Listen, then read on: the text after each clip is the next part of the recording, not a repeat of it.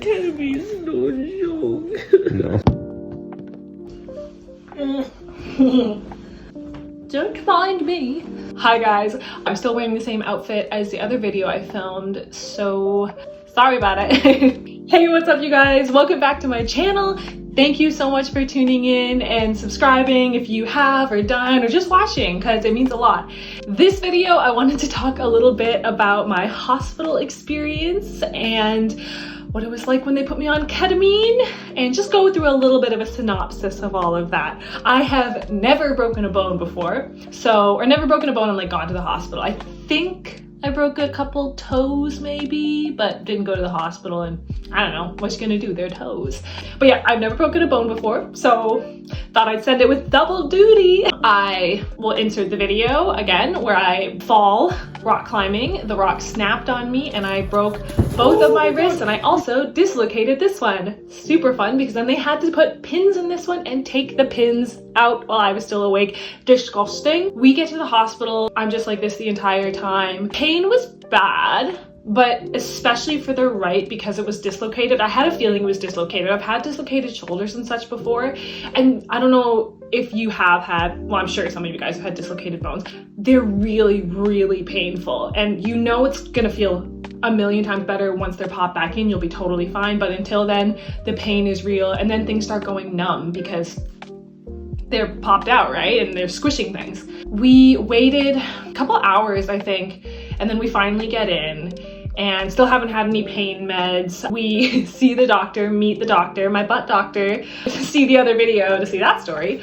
But we meet my butt doctor and sends us to x-rays to see what's going on. And he even says, he goes, well, let's just hope that none of them are broken, it's just dislocations, or just one of them is broken so you don't have to be double casted, because boy, it sucks to be having 2 casts on. And I can attest that it sucks to have 2 casts on. So if you're only gonna break something, break 1, not 2. But we're making it through. So he comes back with the x-rays and breaks the bad news that they are both broken. It's my scaphoids also, which are apparently really hard to heal. So that's the other fun part, so that I guess there's not a lot of blood supply to that bone or in that area, so the scaphoids are a really hard bone to heal. He kept on saying, well, every doctor I've seen, it's a very serious injury, which is so funny because if you see the x-ray, the bone is small, it's not a big bone, and yet it's a very serious injury. It's a harder one to heal, but we're healing. So we are waiting in the waiting room, and finally they give me some pills to take to relieve the pain. And the lovely, lovely nurse comes and she has the thing of pills and she's like, okay, here you go. And I'm like, thank you. And she's like, oh my gosh, I'm so sorry. I'm like, no, I'm so sorry. Oh God, I don't want to sound like one of these, but I am the type of person, I hate asking for help. I find that really difficult. And this process has taught me to be more okay with that and more comfortable with that, but it's tough, you know, it's really hard. So she helps me take the pills. I hadn't told any of our family yet, which was tough because we were supposed to be leaving on our honeymoon, and I didn't want to freak anyone out if there was no need, if it was just dislocations, because then pop those bitty back in and we'll be fine. But obviously it wasn't. So when we found out that they were breaks, they would need surgery, the lovely girl was now hooking me up to get morphine. We messaged Jake's parents, and then I called my mom, and I was honestly rock solid the entire time, but calling my mom was hard, especially with everything, you know, losing my dad this year and then having to tell her that, you know, it was too soon to go into a hospital, and that was a hard conversation. And so I was totally okay, and the pain was okay. And then calling my mom, I was like melted. The morphine really helped. Now we're waiting for the surgeon to be able to come in and pop my wrist back in place. And the surgeon was really funny.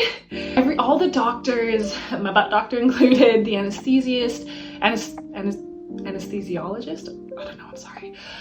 They were so wonderful, great bedside manner, but the surgeon guy that was going to pop my wrist back in place was a little quirky, did not instill a lot of confidence. And I understand having to like tamper expectations or manage expectations, but he comes in and all of the doctors and you know, hi Phoebe, you know, we're going to be putting you under and we're going to get your wrist back in place, like we're all here for you. And he comes on, he goes, well, I'm gonna try. And I swear, that's not hyperbole.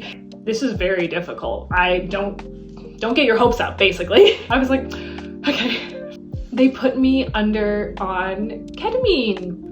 I've never been on ketamine, obviously. Wow, when I woke up, number one, I never felt like I drifted off or that I fell asleep or went unconscious. I always felt conscious. I just felt like I was like seeing things, and I don't know if hallucinating is the right word. Like I always saw the surgeon. I was seeing it in a different background, and like I was seeing myself, I was seeing the surgeon, like it wasn't a POV. It was very, very bizarre. It was almost like when I finally did, I could tell I was regaining consciousness, but I could also tell I was so high. Things kept on, I don't want to say spinning because it wasn't spinning, but literally the room just kept on doing this.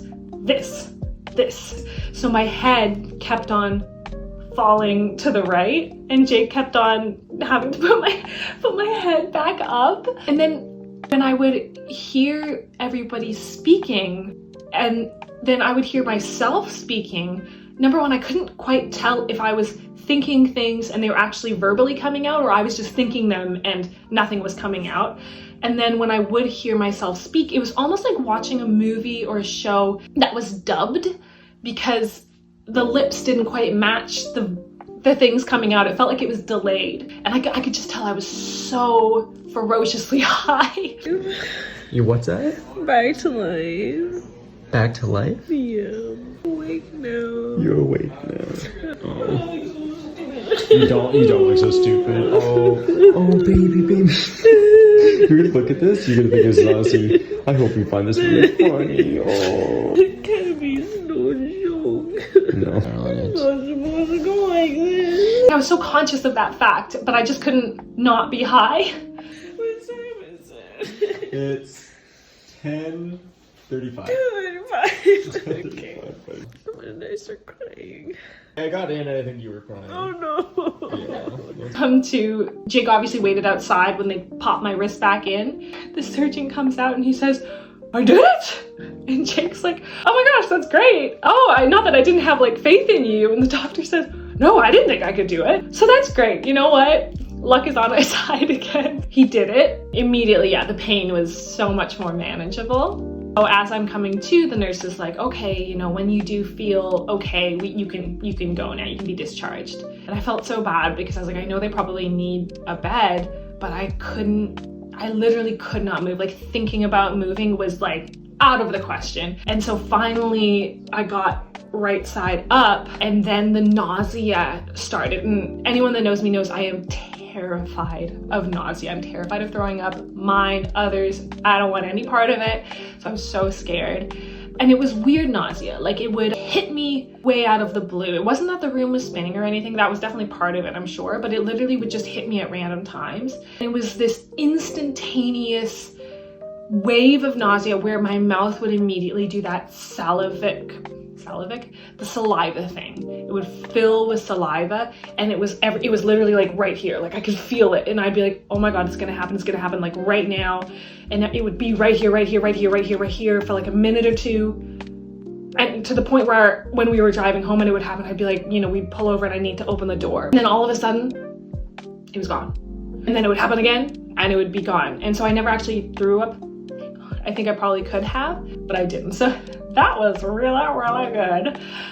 But those are my experience being on some hardcore drugs. Oh, I was gonna say meth. Oh my god, no.